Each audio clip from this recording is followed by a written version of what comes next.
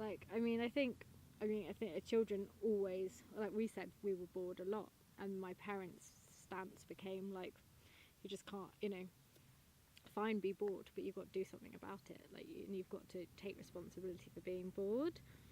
So it was really kind of putting that choice on us, which at first was scary, and I definitely had days throughout my entire education where I was like, oh, I am a bit bored, or I'm not sure what to do now. But what I realised quite quickly, I think, relatively, was that wasn't actually up to my parents to, fix my boredom, which is definitely a modern day syndrome for everyone, because we're so used to just having constant entertainment at our fingertips.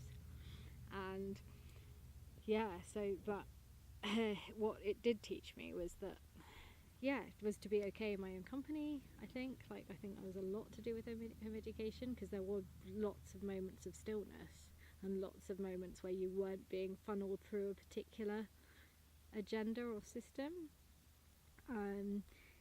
So we did. It was really gentle, and actually after the kind of, I think, I've got quite an extreme stance now on on schooling, but it was so good for me. I think particularly I really needed to rebuild my confidence, because school had knocked a lot of it out of me, being quite a naturally shy person anyway. To be in a system where kids are just cruel, and I mean they can be cruel in a home, in a social environment outside of school.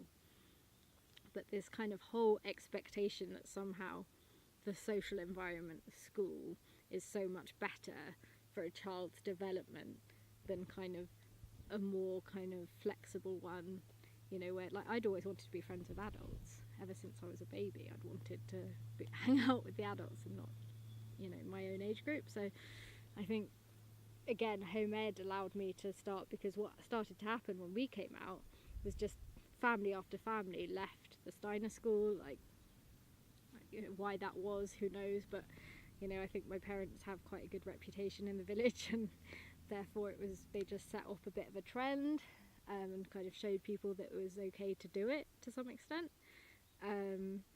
So by the sort of second or third year of being home ed, there was like 50 families in the local area. So it was a lot of like community. So living in a community, sort of, a social community as it was, really helped. Like quite a few, some people do it in a really isolated way. I definitely have an old friend who had a very isolated sort of, just him and his mother doing a lot of stuff.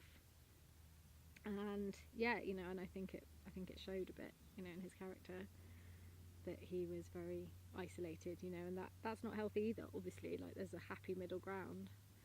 And there was definitely points in my teens where I felt a bit socially isolated. But again, what I think was really powerful about that was that mum and dad were showing me that was up to me to sort out.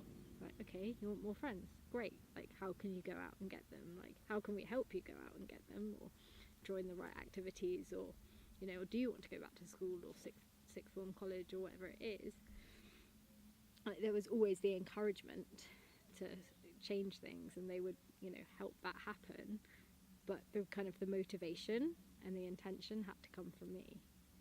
And I think the earlier that people figure out that it's kind of that life is a series of choices that they make, the better. Like, people again have this, particularly I think, I don't know, feel like it can be quite a cultural thing in the UK, that we don't expect children to be able to make certain choices for themselves. And actually, kids know what they want and know what's good for them, and I think giving them that freedom to explore that is, again, incredible.